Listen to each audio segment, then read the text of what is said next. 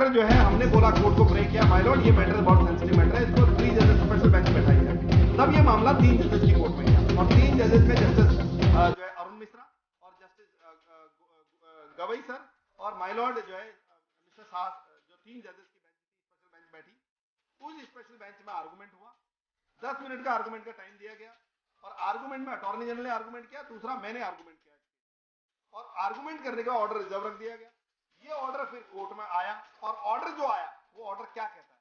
वो ऑर्डर ये कहता है कि एंटीसिपेटरी बेल रहेगी, लेकिन एंटीसिपेटरी बेल में प्रीमा फेसी सिचुएशन डाल दी कि प्रीमा फेसी केस अगर बनता है तब तो आप एंटीसिपेटरी बेल देंगे, तब तो आप बेल नहीं देंगे, अगर प्रीमा फेसी केस नहीं बनता तब आप बेल देंगे।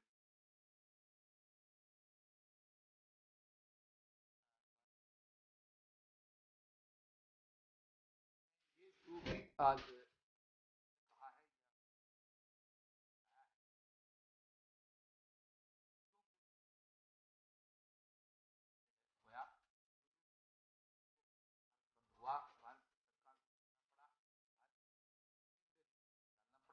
तो मैं ये चाहता हूं कि जितने भी मुकदमे 2 अप्रैल को हुए हैं उनके एफआईआर कलेक्शन किए जाए और वो कलेक्शन करके अगर मेरे पास आते हैं तो मैं उनकी तरफ से एक रिट पिटीशन सुप्रीम कोर्ट में डाल दूंगा। मैं ये बोलूंगा जैसे आपने जो है अमित भारद्वाज वाले केस में या और पंकज अरोड़ा के केस में जिसमें मैं पब्लिक प्रोसिक्यूटर था उसमें सबको बेल दे दी, तो इसमें भी सबको बेल दी जाए। और ये केस तो आर्टिकल 32 में हम आर्टिकल 32 में क्रिमिनल आर्टिकल 32 में writ petition criminal petition directly supreme court में फाइल करके, लेकिन उसके लिए हमें वो एफआईआर वो इन्वेस्टिगेशन और एक स्टेट का मैटर है तो एक स्टेट में एफआईआर है तो हम उसको आर्टिकल 32 में डाल सकते हैं। तो सारे अब उसको कलेक्शन कौन करे? इसलिए आपके मीडिया के माध्यम से मैं बताना चाहता हूँ हजारों करोड़ों लोगों को कि अगर आप मुझे सारे के सारे एफआईआर कलेक्शन करके देते हैं तो मैं सीधे सुप्रीम कोर्ट में उन जो विक्टिम के रिलेटिव्स की तरफ से हम रिट पिटीशन डाल सकते हैं। SC/ST एक्ट में सुप्रीम कोर्ट का जो आदेश आया है, क्या पूरा खाका किस तरह से बुना गया, किस तरह से तैयार हुआ?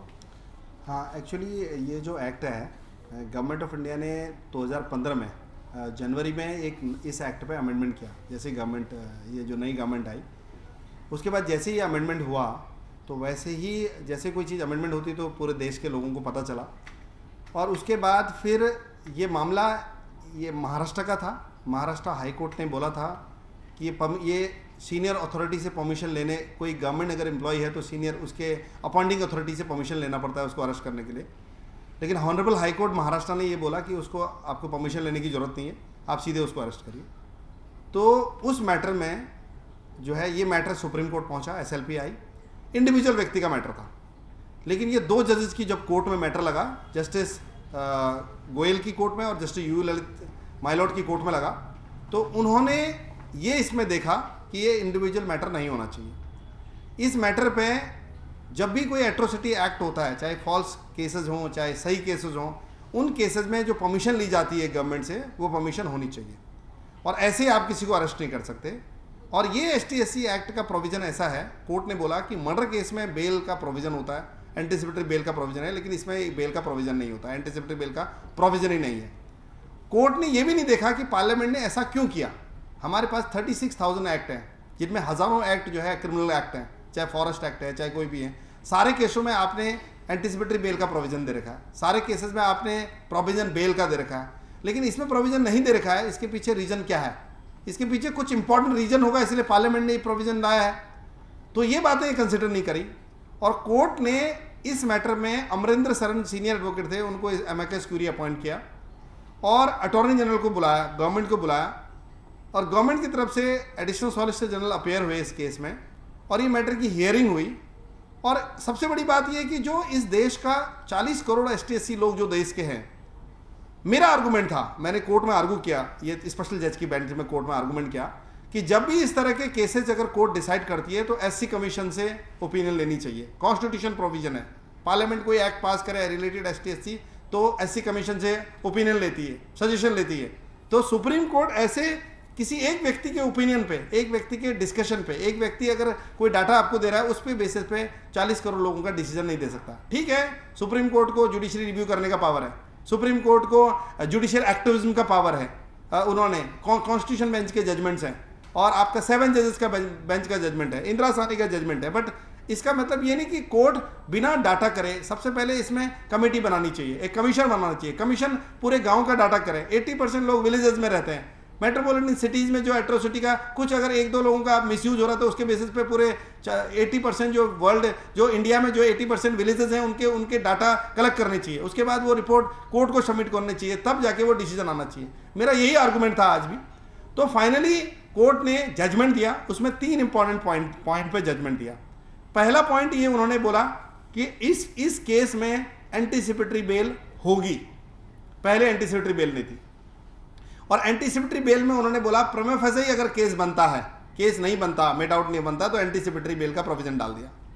दूसरी इंपॉर्टेंट चीज ये थी कि जब भी इस तरह के केसेस होंगे तो अपॉइंटिंग अथॉरिटी से परमिशन लेनी पड़ेगी आपको, आप डायरेक्ट किसी को अरेस्ट नहीं कर सकते गवर्नमेंट सर्वेंट को। 2, तीसरा जो डिवीजन बेंच ने ये डाला था कि डीएसपी रैंक का, एसएसपी रैंक का भी अधिकारी, अगर जिन केसेस में अगर कोई गवर्नमेंट एम्प्लॉय नहीं है, नॉन गवर्नमेंट एम्प्लॉय है, तो वह एसएसपी रैंक के अधिकारी उसमें प्रिलिमिनरी इंक्वायरी करेगा। अगर उसे लगता है कि इसमें एफआईआर बननी चाहिए, होनी चाहिए, तब एफआईआर होगी।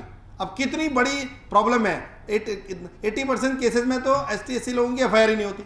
अगर एफआईआर कोई करने भी गया तो एसएसपी बोल देता है एफआईआर नहीं बनती, केस ही नहीं बनता, तो एफआईआर ही नहीं होगी। ये मामला जब आया था, दूसरा मैटर। तीसरा इंपॉर्टेंट पॉइंट क्या था, जो बैरियर था तीसरा सबसे बड़ा, वो इंपॉर्टेंट पॉइंट ये था कि जितने भी केसेस होंगे एट्रोसिटी के, उसमें डीएसपी रैंक का अधिकारी पहले प्रिमा फेसी देखेगा कि ये केस में अरेस्ट होना है, नहीं होना है, या इस केस में आपका एंटीसिपेटरी बेल अगर कोई अप्लाई भी नहीं कर रहा है तो प्रिमा फेसी देखेगा कि केस में अरेस्ट होगा नहीं होगा, प्रिलिमिनरी इंक्वायरी करेगा। तो 2 प्रकार की इन्वेस्टिगेशन होगी, पहले प्रिलिमिनरी इन्वेस्टिगेशन करेगा, दूसरी बात फिर मेन इन्वेस्टिगेशन करेगा। तो प्रिलिमिनरी इन्वेस्टिगेशन में ही जो है एक पहला ऐसा प्रोविजन है, और मर्डर केस में ऐसा नहीं है। आप जो है इस केस को मर्डर केस से ज़्यादा, रेप केस से ज़्यादा जो है खतरनाक सेंसिटिव माना गया, इसलिए ये एक्ट पार्लियामेंट ने पास किया। लेकिन इस दो कोर्ट के 2 जजेस ने ऐसा केस बना दिया कि जो मर्डर केसेस, मारपीट वाले, गर्ल्स के साथ छेड़खानी, उनसे भी जो है डेड कर दिया इसको, उनसे भी बड़ा डेड। क्योंकि किसी भी मारपीट वाले में, छेड़खानी वाले में, और क्या पॉस्को में और मर्डर केस में, किसी भी सीआरपीसी में जो आईपीसी में जो सेक्शन है, उनमें प्रिमा फेसी इन्वेस्टिगेशन, कॉग्निजेबल ऑफेंस में प्रिमा फेसी इन्वेस्टिगेशन करो फिर अरेस्ट करो, ऐसा कहीं प्रोविजन नहीं है। इस एक्ट को ऐसा बना दिया, डेड कर दिया। उसके बाद हमने, गवर्नमेंट ने, पूरे देश में आंदोलन हुआ, 2 तारीख को पूरे देश में आंदोलन हुआ, पूरे भारत, 2 अप्रैल को। उसका असर यह हुआ कि जितने मेंबर ऑफ पार्लियामेंट थे, लोगों को पता ही नहीं चलता। कुछ मीडिया दिखाती है, कुछ मीडिया नहीं दिखाती। मीडिया दिखाती नहीं है, इसलिए लोगों को पता नहीं चलता क्या हो रहा है देश में। तो जब मीडिया ने दिखाया और जब जो है देश में आंदोलन हुआ, इसीलिए मेंबर ऑफ पार्लियामेंट लोग जो है प्राइम मिनिस्टर से मिले, उन्होंने लॉ मिनिस्टर को इंस्ट्रक्शन दिए, मुझे खुद लॉ मिनिस्टर ने अपने रेजिडेंस में बुलाया था, मुझे थावरचंद गहलोत जी जो यूनियन मिनिस्टर है उन्होंने बुलाया। फाइनली ये डिसाइड हुआ कि इसमें रिव्यू पिटीशन डलनी चाहिए। तो इसमें review petition, same day review petition डली इसमें, दूसरे दिन मेंशनिंग किया गया कोर्ट में, और तब जाके मैटर सेम कोर्ट में जो है एडमिट हुआ।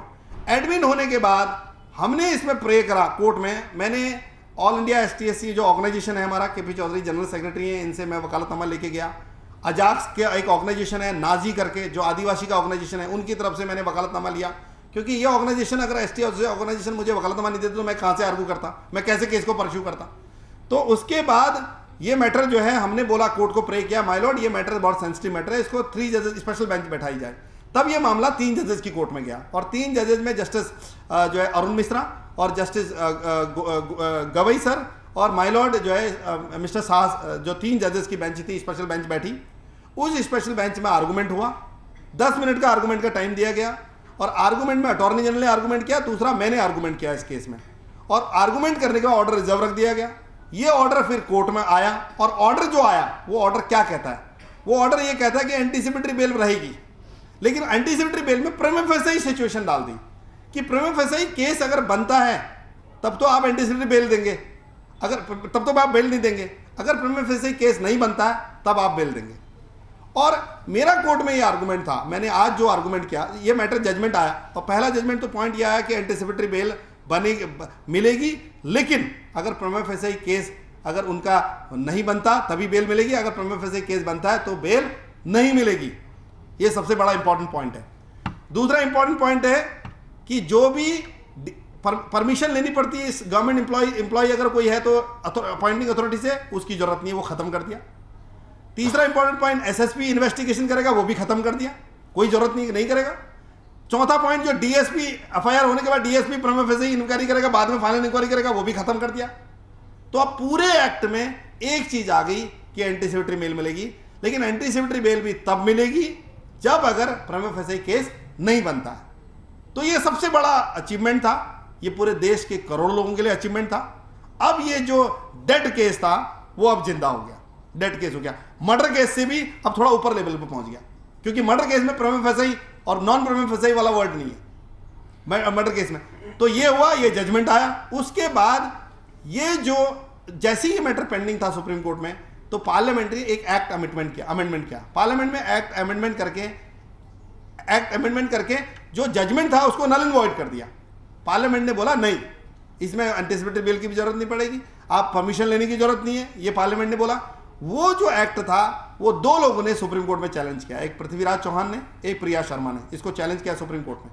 जब ये सुप्रीम कोर्ट में चैलेंज हुआ तो इस पर बहस हुई, और इस पर लास्ट डेट ऑफ हियरिंग में जब ये मैटर सुना तो कोर्ट ने बोला कि हम रिव्यू पिटीशन अलग डिसाइड करेंगे, उसके बाद ये पिटीशन अलग डिसाइड करेंगे। तो आज कोर्ट में, कोर्ट नंबर 4 में आइटम नंबर 101 ये लगा था, मैं भी कोर्ट में था। आज भी हमारे एसटी एससी वर्ग की तरफ से दो लोगों ने आर्गू किया, एक अटॉर्नी जनरल ने आर्गूमेंट किया, दूसरा मैंने आर्गू किया।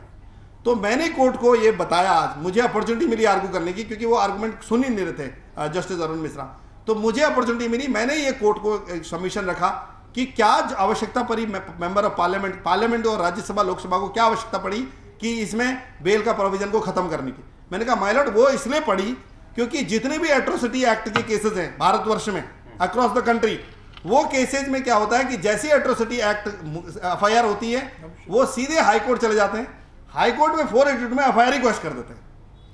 और चाहे वो कोर्ट इतना तक मैंने कहा मैं 18 साल से एसटी एससी के केस लड़ रहा हूं, तो कोर्ट हंसते हुए कोर्ट ने, अरुण मिश्रा जी ने बोला तो आप स्पेशलाइजेशन क्यों एसटी एससी एक्ट में कर रहे हैं, केसेस में कर रहे हो, और केसेस भी लो। इस तरह से उन्होंने मजाक में आज कोर्ट में बोला।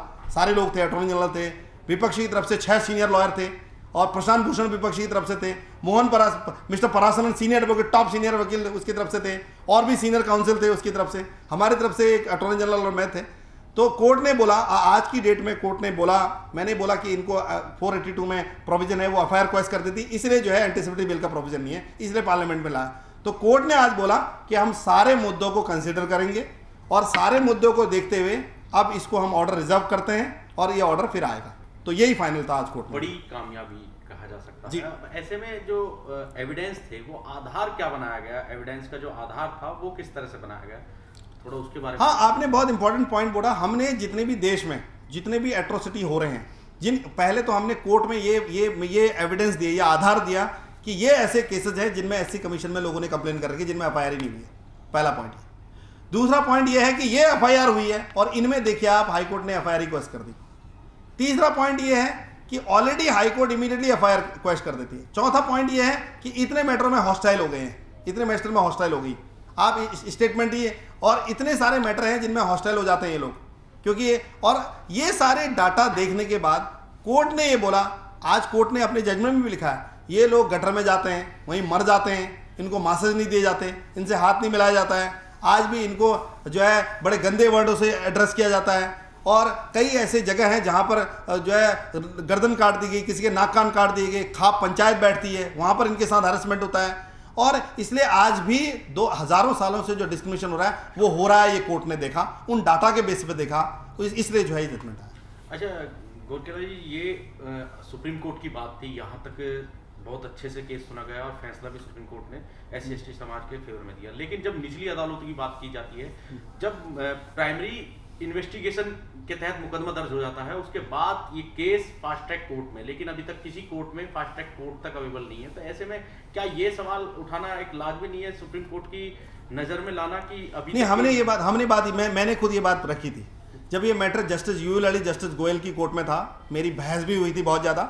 मैंने ये बोला था कि आज की डेट में वीडियो जो है वीडियो ट्रायल होना चाहिए, ये एक्ट में लिखा है, लेकिन वीडियो ट्रायल नहीं होता, फास्ट कोर्ट ट्रैक में होना चाहिए, स्पेशल कोर्ट बननी चाहिए। आज देश का इंफ्रास्ट्रक्चर नहीं है। उन केसेस में उन दोनों जजों ने ये बोला, ये तो रूल है, ये मैंने कहा ये फॉलो ही नहीं होता, इंप्लीमेंट ही नहीं होता। तो कोर्ट ने बोला ये इंप्लीमेंट करना स्टेट गवर्नमेंट का काम है, हमारा काम नहीं। चलिए, अब कैसे देखते हैं आज, मतलब बड़ा अचीवमेंट नहीं, है। बहुत बड़ा अचीवमेंट है, लेकिन हम लोग थोड़ा सा ये भी टेंशन में है कि अभी जो दूसरा जजमेंट आता है वो जजमेंट क्या आता है। कहीं उसमें आज बार बार विपक्ष के लोग 18 काफी जोर दिया था, तो विपक्ष के जो लोग लॉयर थे वो जो है कह रहे थे कि ये जो प्रमेय फेसाई वाला इशू है इसको नहीं रखना चाहिए, ये जो है प्रमेय फेसाई इशू नहीं है। और दूसरी बात उन्होंने बोला कि प्रमेय फेसाई अरेस्ट करने की आवश्यकता नहीं है, आवश्यकता होनी चाहिए, इन्वेस्टिगेशन होनी चाहिए। तो ये सारे पॉइंट रखे थे उन्होंने। तो मेन चीज़ ये है कि इस पर जब जजमेंट आना है, अभी हम लोग काफ़ी टेंशन में है, अभी जजमेंट क्या आता है देखते हैं। और कोर्ट ने वैसे फाइनली ये बोला है कि हमने ऑलरेडी जजमेंट दे दिया, हम उसमें चेंज नहीं करेंगे, हम गवर्नमेंट के एक्ट में चेंज नहीं करेंगे, हम गवर्नमेंट को और एक्ट को छेड़खानी नहीं करेंगे, जो गवर्नमेंट ने एक्ट बना रखा है उसको वैसे वैसे रहने देंगे। और ये जो ऑर्डर आया है कि हमें उस नए एक्ट, क्योंकि पहले ऑलरेडी जजमेंट आ गया तो ये पिटीशन वैसे इन्फेक्शस होगी कि ऑलरेडी जजमेंट आ गया। जो चैलेंज करता है वो 18A को लेकर आर्गुमेंट कर रहे हैं, तो आप किस तरह से मतलब अपनी तैयारी को लेकर 18A के खिलाफ अगर आप बात करेंगे, 18A के आर्गुमेंट को लेकर उस पर किस तरह की तैयारी है आपकी, क्या मतलब तैयार करा? एक्चुअली कोर्ट ने आज सुना ही नहीं 18A पे। जब कोर्ट सुनना में इंटरेस्ट लेती है तब आप बहस करेंगे, सबसे इंपॉर्टेंट पॉइंट ये। कोर्ट ने बोला हम 18A पे कोई डिस्कशन नहीं करना चाहते, हमने एक बार जजमेंट दे दिया। और ये सारा जो नया एक्ट आया है और नया अमेंडमेंट एक्ट आया, पुराना एक्ट आया है, हमने उस पर क्वेश्चन मार्क था, वो क्वेश्चन मार्क हमने खत्म कर दिया, हमने ऑलरेडी जजमेंट दे दिया है। अब हम उस जजमेंट पे कोई दूसरी बात सुनना ही नहीं चाहते, ये सीधे बोल दिया कोर्ट ने। और कोर्ट ने ये बोल दिया हम उसी पे स्टैंड करेंगे, हम एक्ट को डिस्टर्ब नहीं करेंगे और हम इस पर प्रॉपर जजमेंट देंगे। ठीक, बहुत बहुत धन्यवाद। अच्छा, एक इंपॉर्टेंट पॉइंट, एक इंपॉर्टेंट पॉइंट मैं आपके लाखों करोड़ों दर्शकों को मैं बताना चाहता हूँ, आपके इस मीडिया के माध्यम से, HD न्यूज़ के माध्यम से, नेशन टाइम्स के माध्यम से, UNI के माध्यम से मैं मैसेज देना चाहता हूँ कि 1950 से लेकर आज तक जो है मैक्सिमम जितने ST SC के केस हैं, हमारे मिस्टर भारती जी यहाँ पर बैठे हैं जो चेयरमैन हैं, KP चौधरी जी हैं जनरल सेक्रेटरी हैं, हमारे कार्यकारी अध्यक्ष जी बैठे हैं। ये बहुत बड़ा ऑर्गेनाइजेशन है, इसमें 18 लाख से ज़्यादा लोग गवर्नमेंट एम्प्लॉई हैं, उनके प्रोटेक्शन के लिए आप लोगों ने पूरी लाइफ डिवोट कर दी। और मैंने जो ये फेडरेशन की तरफ से जो केस लड़ा था उसमें 1 रुपया नहीं लिया, मैंने फ्री ऑफ कॉस्ट केस लड़ा। बट इन्होंने आंख बंद करके साइन कर दिया, उन्होंने बोला गोरखेला जी जो काम कर रहे हैं अच्छा काम कर रहे होंगे, इसको साइन करके दे दो। उन्होंने इफ बट नहीं लगाया, इवन फाइल तक नहीं देखी जो मैंने पिटीशन फाइल करी। तो ये बहुत बड़ी बात है। तो मेरा ये कहना है जितनी भी organization America, London, Germany, Canada, Australia में रह रहे हैं, जो वहाँ पर बड़े बड़े इंटरनेशनल कॉन्फ्रेंस कर रहे हैं, इंडिया में बड़े बड़े इंटरनेशनल कॉन्फ्रेंस हो रहे हैं, एक्चुअल ये जो कानून की लड़ाई है, ये कोर्ट की लड़ाई है। ये लड़ाई पब्लिक की लड़ाई इसके ज़्यादा इंपॉर्टेंट है, क्योंकि कोर्ट में आप क्या दलील देते हो। तो मैंने देखा है कि 1950 से लेकर आज तक हमेशा senior advocate 5-5, 6-6 senior advocate other party रखती है। उनके पास इतना पैसा है कि वो परासन जैसे सीनियर लॉयर को ला रहे हैं जिनकी फीस ही 10-15 लाख रुपए। उनके पास इतना पैसा है कि वो टॉप सीनियर वकील ला रहे हैं, 6-6 सीनियर वकील, वो एक बार हियरिंग में 50-50 लाख रुपए खर्च कर रहे हैं। और हमारे पार्ट से एक भी सीनियर लॉयर नहीं है सुप्रीम कोर्ट में। तो ये आज जो हुआ उसकी कहानी नहीं है, ये 1950 से लेकर आज तक की कहानी। तो मेरा रिक्वेस्ट है इस देश के करोड़ों लोगों को, करोड़ों लाखों ऑर्गेनाइजेशनों को, कि आप एक ऐसा फंड बनाइए जिसमें 40 करोड़ लोग हैं। अगर एक आदमी 100 रुपये भी डालेगा तो 400 करोड़ रुपए इकट्ठा हो जाएगा। तो ये फॉरेन के लोग, मैं तो कहता हूं, आपको लगता है लॉयर मिसयूज करेगा, ऑर्गेनाइजेशन मिसयूज करेगा। आप तो, मेरा ड्रीम था कि इस केस में हम हरीश साल्वे को खड़ा करें, इसमें मुकुल रोहतगी को खड़ा करें, इसमें हम जो है टॉप लॉयर को RMN सुंदरम साहब को खड़ा करें, इस केस में हम गोपाल सुब्रमण्यम साहब को खड़ा करें, जो बहुत बड़े टॉप लॉयर हैं इस कंट्री के, जिनकी फीस 15-15 लाख रुपए। तो मैं तो कहता हूं आप लोग फॉरेन कंट्री से सीधे उनके अकाउंट में पैसे डाल दीजिए। तो एक ऐसा फंड बनना चाहिए ताकि हाईकोर्ट में मैटर चले, चाहे वो भीमा कोरेगांव का केस था, सहारनपुर का केस था, ये सारे जो केसेस जो टॉप केसेज हैं, जो केसेज देश के 40 करोड़ लोगों की तकदीर लिखते हैं, प्रमोशन रिजोल्यूशन वाला केस है, बैकलॉग भरने वाला केस है, इन केसेस के लिए एक फंड बनना चाहिए। जैसे गवर्नमेंट ने निर्भया वाला फंड बना रखा है, अलग अलग फंड बना रखे हैं, तो वैसे ही इन केसेस के लिए ये सारे ऑर्गेनाइजेशन मिलकर एक फंड बनाएं। उस फंड से उनको लगता है लॉयर बदमाशी करेगा, कोई और बदमाशी करेगा, तो आप डायरेक्ट सीनियर काउंसिल के अकाउंट में पैसा डालिए। आज अमेरिका से, लंदन से 15 लाख रुपए सीनियर के अकाउंट में डाल सकते थे, उनके अकाउंट में डाल सकते थे, तो वो अपेयर हो जाते इस केस में। तो ऐसा फंड इकट्ठा करना पड़ेगा, क्योंकि 1950 से लेकर आज तक कोई भी सुप्रीम कोर्ट में सीनियर एडवोकेट ST SC से नहीं बना, आदिवासी नहीं बना, और एक भी लीडिंग लॉयर सुप्रीम कोर्ट के अंदर, क्योंकि अगर लॉयर होते तो आज कोर्ट में दिखते, अगर लॉयर आर्गुमेंट करने वाले होते, महाराष्ट्र, गुजरात, कर्नाटका, मेघालय, पूरे देश के अगर लॉयर होते तो कोर्ट में दिखते। मैं तो कहता हूं कोर्ट में बहस करो, तो इसके लिए फंड बनाना पड़ेगा और टॉप लॉयर करना पड़ेगा, तभी हम जीतेंगे, और कोई और इसका दूसरा कोई ऑप्शन नहीं। Thank you. आज जो सुप्रीम कोर्ट के माध्यम से देश की जो आदिवासी हैं, मूल निवासी हैं, उनकी भावनाओं का आदर करते हुए सुप्रीम कोर्ट ने जो जजमेंट पिछले दिनों दिया, हालांकि भारत की संसद ने ऑलरेडी अमेंडमेंट कर दिया था, लेकिन जो जस्टिस गोयल साहब ने जो जजमेंट दिया था, जिसके आधार पर, जिसके एक हफ्ते बाद पूरे भारत के अंदर 2 अप्रैल को एक तूफ़ान मचा, एक आंदोलन हुआ, भारत बंद हुआ, हमारे सैकड़ों बच्चों की जो है जानें गईं, हमारे बहुत सारे यूथ जो है जेल भेजे गए। तो इस बात को लेकर के पूरे देश में बवाल हुआ। भारत की सरकार को 2 अप्रैल की शाम को ही रिट पिटीशन, इसमें रिव्यू पिटीशन डालना पड़ा, और रिव्यू पिटीशन पर जो डिसीजन अभी पिछले दिनों आया है, उसमें सुप्रीम कोर्ट ने उन सभी प्रावधानों को बहाल किया है जो पहले से SC/ST एट्रोसिटी एक्ट के अंदर जो है उनका वहाँ जिक्र किया गया था। आज जो बहस हुई है और आज जो जजमेंट को रिजर्व रखा गया है, जैसा कि अभी मनोज गोरकेला साहब जो डिप्टी एडवोकेट जनरल उन्होंने बताया कि उसमें भी उम्मीद की जाती है कि जब भी जजमेंट डिलीवर होगा, उसमें जो संविधान में संशोधन किया गया है SC/ST एट्रोसिटी एक्ट के बारे में, उसकी भावनाओं का, मूल भावनाओं का आदर किया जाएगा। तो मैं ये जो भी आज सुप्रीम कोर्ट ने कहा है या अभी 3 दिन पहले जो जजमेंट आया है, इन सब चीज़ों के लिए मैं उन शहीदों को इसका श्रेय देता हूं जिन्होंने 2 अप्रैल को अपना जीवन जो है खोया, जो लोग जेल गए, 2 अप्रैल को भारत बंद हुआ, भारत की सरकार को झुकना पड़ा, भारत की सरकार को सेम डे रिव्यू पिटीशन डालना पड़ा। All India federation of SC/ST organisations, जिसके चेयरमैन इंजीनियर BS भारती साहब साथ बैठे हुए हैं, engineer Rajendra Prasad ji working chairman बैठे हुए हैं, मैं सेक्रेटरी जनरल के रूप में इसका काम देख रहा हूँ, मनोज गोरकेला जी लीगल मैटर्स का प्रभार देखते हैं। तो ये एक फेडरेशन का अपनी कोशिश थी और फेडरेशन ने इसमें पार्टी बने, और बनने के बाद में मनोज गोरकेला साहब ने फेडरेशन की तरफ से इस केस को सुप्रीम कोर्ट में प्लीड किया, अपने आर्गूमेंट्स रखे, बहुत डाटा पूरे देश से इन्होंने इकट्ठा किया, करीब 3,500 पेज का डाटा इन्होंने सबमिट किया, और उसके आधार पर सुप्रीम कोर्ट ने भी ये माना कि समाज के साथ आज भी जाति है, जातिगत भेदभाव है, लोग गटर में सफाई करते समय लोग मर रहे हैं, लड़कियों के साथ रेप हो रहा है। तो ये सुप्रीम कोर्ट ने अपने जजमेंट में इन सब चीज़ों का जिक्र किया है। चौधरी साहब, एक अब सुप्रीम कोर्ट अपने फैसले पर मतलब अपने एक कदम पीछे लेके गई है, और उन्होंने माना है कि कहीं ना कहीं एट्रोसिटी जो होती थी दलित समाज पर, उसके लिए एट्रोसिटी जो एक्ट बनाया गया था उसमें कोई प्रावधान ऐसे नहीं होने चाहिए थे।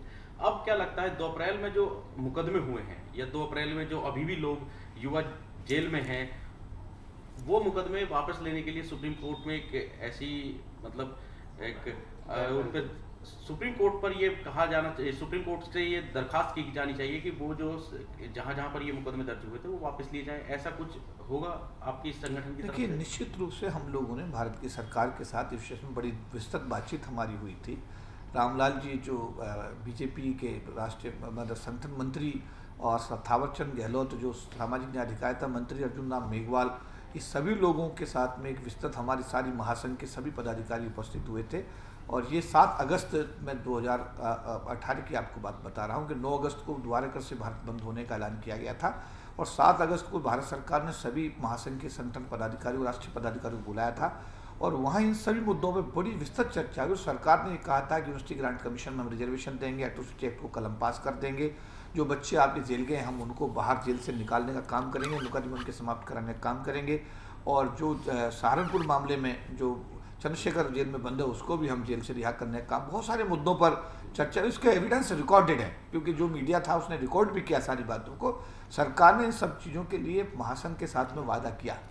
नहीं, जो 2 अप्रैल से रिलेटेड मुकदमे थे केवल उनकी वापसी के लिए, क्योंकि आप बता दीजिए। हाँ, मैं एक इम्पॉर्टेंट, ये आपने बहुत अच्छा क्वेश्चन किया है, अभी तक किसी ने नहीं किया। एक्चुअली एक बिटकॉइन वाला केस है भारतवर्ष में, मैं उसमें स्पेशल PP हूँ, पब्लिक प्रोसिक्यूटर हूँ चंडीगढ़ एडमिनिस्ट्रेशन से। उसमें बिटकॉइन वाला अमित भारद्वाज के जैसे 20 लोग हैं जिन पर मुकदमा है पूरे देश में, और सैकड़ों मुकदमे।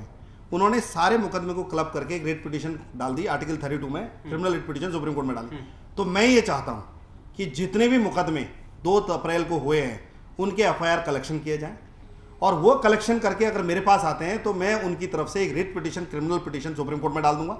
मैं ये बोलूँगा जैसे आपने जो है अमित भारद्वाज वाले केस में या और पंकज अल्ला के केस में जिसमें मैं पब्लिक प्रोसिक्यूटर था उसमें सबको बेल दे दी, तो इसमें भी सबको बेल दी जाए और ये केस खत्म किया। तो आर्टिकल 32 में हम आर्टिकल 32 में क्रिमिनल आर्टिकल 32 में writ petition criminal petition direct supreme court में फाइल करके, लेकिन उसके लिए हमें वो एफआईआर चाहिए, वो इन्वेस्टिगेशन रिपोर्ट चाहिए। और एक स्टेट का मैटर है तो एक स्टेट में एफआईआर है तो हम उसको आर्टिकल 32 में नहीं डाल सकते। तो सारे अब उसको कलेक्शन कौन करे? इसलिए आपके मीडिया के माध्यम से मैं बताना चाहता हूं हजारों करोड़ों लोगों को कि अगर आप मुझे सारे के सारे एफआईआर कलेक्शन करके देते हैं तो मैं जो है सीधे सुप्रीम कोर्ट में उन जो विक्टिम के रिलेटिव्स की तरफ से हम रिट पिटिशन डाल सकते हैं सुप्रीम कोर्ट, और उसमें आईए अगर डालनी हो तो फेडरेशन की तरफ से आईए भी डाल सकते हैं। इसमें महासंघ की तरफ से सारी जो एफआईआर्स हैं उनको कलेक्ट करके हम मनोज गोरखला साहब को उपलब्ध कराएंगे। साथ साथ अभी आपने जो एक फंड बनाने की बात कही है, निश्चित रूप से इस समय की आवश्यकता है। ऑलरेडी इस दिशा में काम चल रहा है। Doctor Ambedkar mission relief fund के नाम से इस दिशा में एक ट्रस्ट की स्थापना की गई है और जस्टिस के जी बालाकृष्णन साहब उसके चीफ बनाए गए हैं और उसके रजिस्ट्रेशन की प्रक्रिया भी चल रही है। और हमारी कोशिश ये होगी, जिस तरह आपने देखा कि कोई भी पीड़ित परिवार, कोई भी पीड़ित हमारा समाज का व्यक्ति महासंघ के पास में किसी भी स्थिति में आता है तो आपने देखा है कि हमेशा उनकी आर्थिक रूप से मदद की जाती है। लेकिन क्योंकि सुप्रीम कोर्ट में जो मसला है ये बड़ा मसला है, इसमें एक वकील एक दिन के खड़े होने के 20 लाख, 15 लाख, 25 लाख, 5 लाख लेता है। तो इसमें जो हमने already doctor Ambedkar mission relief fund की स्थापना हम कर चुके हैं और हमारी ये कोशिश होगी कि आने वाले समय में जो भी हमारे केसेस सुप्रीम कोर्ट में लड़े जाएंगे उनको अच्छे एडवोकेट उपलब्ध कराने की हम कोशिश करेंगे। ठीक है, थैंक यू।